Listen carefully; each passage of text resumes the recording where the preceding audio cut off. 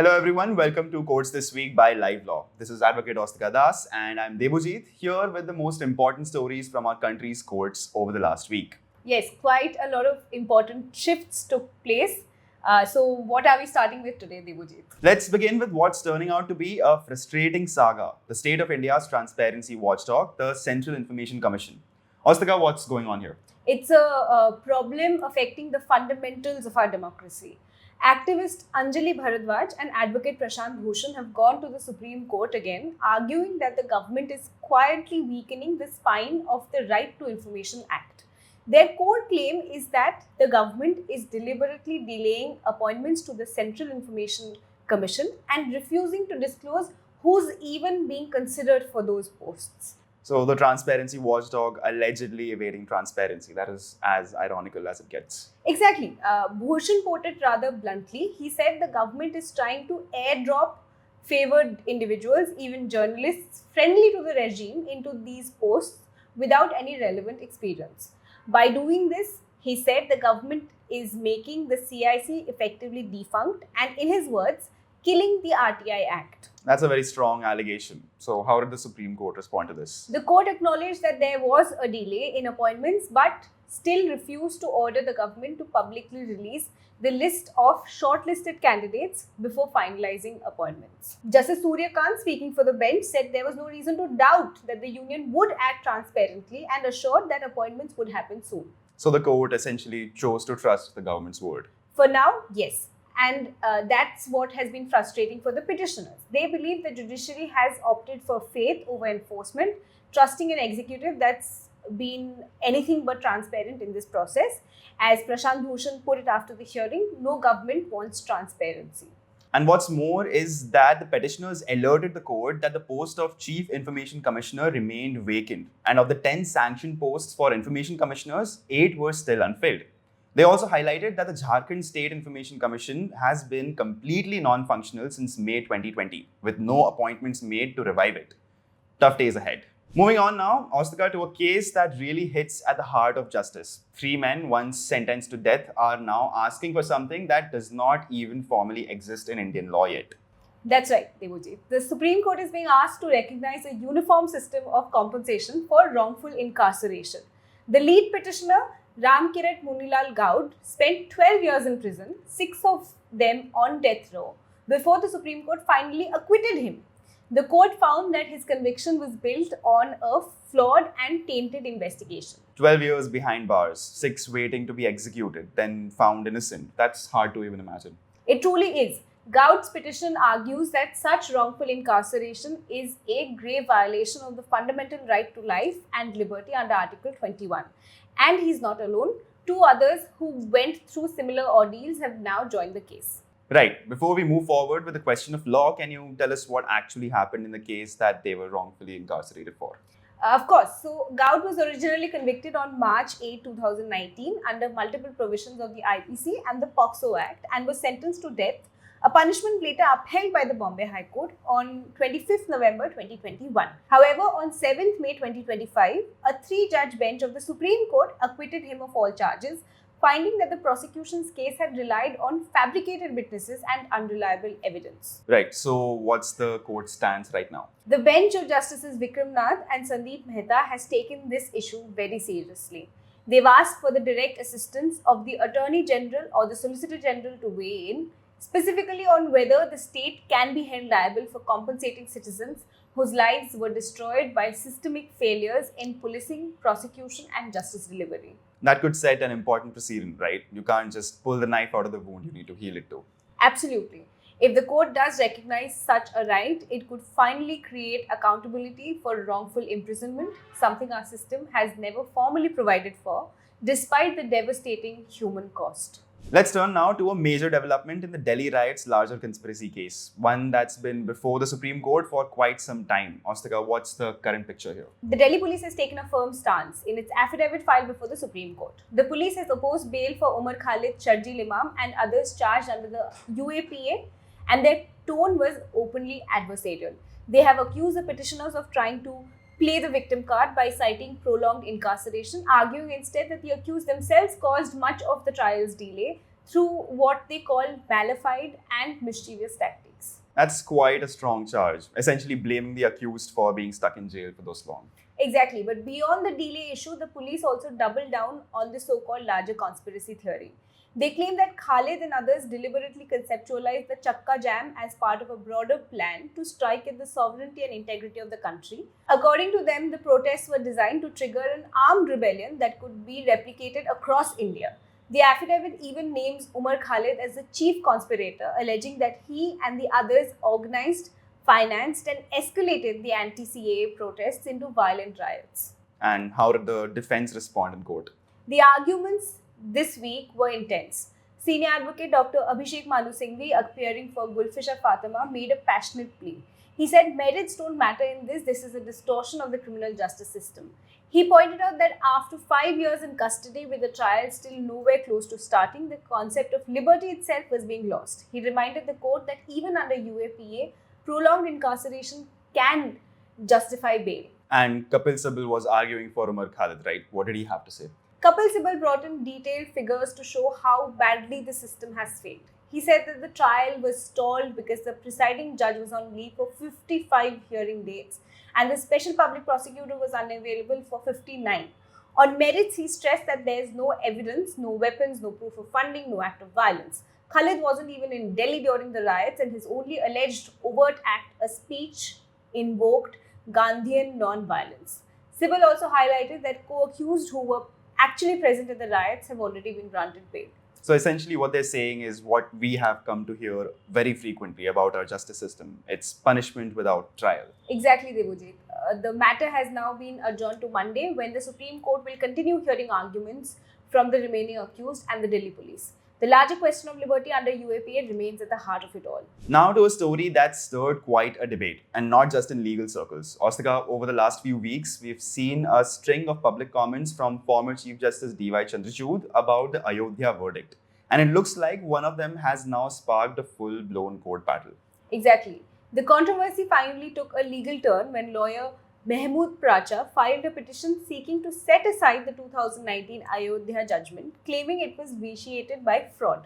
But this week, a Delhi court came down heavily on him, calling his case frivolous and luxurious litigation and slapped him with a 6 lakh cost. That's a six-fold increase from the earlier 1 lakh penalty imposed by the lower court. That's quite a statement from the bench. What exactly did Pracha argue that deemed this response from the court? His main argument centered on a public remark where the former Chief Justice of India had said he prayed to the deity while deciding the Ayodhya case.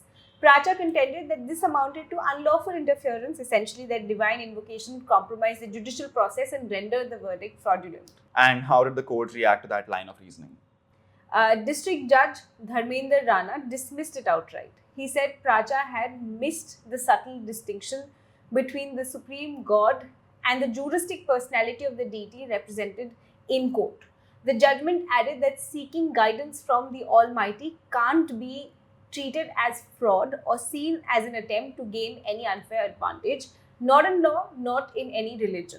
Next up, we have a case where the Delhi High Court had some sharp words for one of India's biggest news agencies, ANI. Ostika, what exactly went down here? So, this involves a copyright tussle between ANI and another news outlet called Dynamite News. The two had initially reached a settlement. Dynamite News agreed to remove certain videos, and based on that, a single judge had ordered YouTube to unblock their channel. Sounds like the matter was more or less settled at that point. You think so, but not quite. After that order, ANI went directly to YouTube without informing the court and submitted a new list of additional video links, which led to Dynamite News' channel getting blocked again. Essentially, they went behind the court's back to get the outcome they wanted. That's a serious overstep, especially with an active case still pending. Exactly. The division bench found ANI's conduct unacceptable and said the agency had tried to overreach the judicial process. By bypassing the judge and privately pressuring YouTube, ANI effectively reversed a court order through non-judicial means. And the High Court didn't take that lightly, I assume. Not at all. The bench deprecated ANI's actions in strong terms, calling them unjustified and contrary to proper legal procedure. In short, The court made it clear you can't sidestep the judicial process just because you don't like an interim order. And now we turn to Karnataka, where a rather unusual suspension of a government employee has stirred up a debate about personal liberty and service discipline. Ostika, what's the story here? This one's quite striking. Praveen Kumar, who works as a personal assistant to an MLA, was abruptly suspended for allegedly attending the centenary celebrations of the Rashtriya Swayamsevak Sangh, the RSS, and wearing the organization's uniform. What's key here is that the event took place on a Sunday, a non-working day. So the suspension was basically for what he did off duty. Exactly. And even more surprisingly, this suspension was issued purely on the basis of a television news report without any official inquiry or verification. And that order was passed under the Karnataka Civil Services rules. That does sound like a hasty move. How did the courts respond? When Kumar challenged the suspension, the Karnataka State Administrative Tribunal, specifically its Kalaburagi bench led by judicial member S.Y. Vatpati, stepped in swiftly. The tribunal questioned how attending what the bench called a private, non-political event on a holiday could justify such drastic action. So the point is that they weren't convinced and that it violated any service conduct rules? Exactly. The tribunal found the order to be issued in haste and without proper application of mind. It granted an interim stay on the suspension, effectively reinstating Kumar while the case continues. Let's continue with a story that's been hailed as a win for academic freedom and constitutional rights. Ostika, this one's about Jamia Millia Islamia and its Teachers Association. That's right. The Delhi High Court delivered a strong judgment in favor of academic autonomy this week. It struck down Jamia Millia Islamia's order dissolving the Jamia Teachers Association, a body that's been around since 1967 and operates independently of the university administration. So what was the university's justification for shutting it down? The university claimed it was acting in the interest of institutional discipline. It cited section 624 of the Jamia Millia Islamia Act, which gives the university the power to take actions deemed conducive to achieving its objectives. Essentially, they argued this clause allowed them to dissolve the association. And the High Court did not buy that argument, I'm guessing. Not at all. Justice Sachin Datta called the move an abrogation of fundamental rights. He said the university's reliance on section 624 was completely misplaced because general powers like that must always operate within its constitutional framework. You cannot use an institutional clause to override the fundamental right to form association under Article 19(1)(c) of the Constitution. So a clear message. Institutional authority cannot trump constitutional freedom. Exactly. And this ruling restores not just the Jamia Teachers Association but also reaffirms the broader principle that universities cannot stifle independent voices under the guise of discipline. Next up, an ongoing hearing that's straight out of a Bollywood script, quite literally. Absolutely. The Delhi High Court is hearing a defamation suit filed by former NCB officer Sameer Wankhede against the makers of the Netflix series Bads of Bollywood. He's seeking 2 crores in damages from Red Chillies Entertainment and others. And his argument in court was pretty fiery, I heard. Fierce to say the least. Wankhede told the court that the series is nothing short of a well-crafted conspiracy, a hit job masquerading as satire. He alleged it's a calculated act of revenge for the 2021 Aryan Khan drug case, which he led before Khan was later given a clean chit. So what he's saying is that this is not artistic expression but personal vendetta. Exactly. Wankhede accused the production house of assassinating his character and ridiculing the police uniform itself. To which the defense argued that Wankhede was already a figure of public ridicule, which Wankhede in turn called a self-condemning admission of malicious intent. And the matter is not over yet, right? No, it's been adjourned for further submissions, but it's shaping up to be one of the most talked about defamation battles going on in cinema and in law. And finally, a strong word of caution from the Karnataka High Court after a controversial government order tried to put serious limits on public gatherings. That's right. The state government had issued an order on 18th October declaring any gathering of 10 or more persons in government property or premises unlawful. So in effect, this would extend to public spaces like parks, playgrounds, roads, and could cover a variety of activities like including civic and peaceful activities. How could this be possible in a democracy? I'm pretty sure the courts had something to say. Of course, Justice M. Nagaprasanna did not mince words. He immediately stayed the order, saying that it violated fundamental rights on the face of it. The court made it clear that freedoms under Articles 19(1)(a) and (b), the rights to free speech and peaceful assembly, cannot just be overridden by a government directive.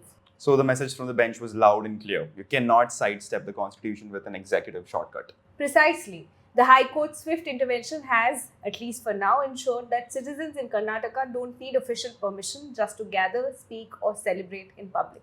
That brings this episode of Courts This Week to a close. As always, thanks Ostika for bringing it all down. And to our viewers, if you wish to access a detailed coverage of all the stories we talked about today and more, visit livelaw.in and follow us on all our socials to stay updated with everything that is law. We'll see you next week. Thank you for watching.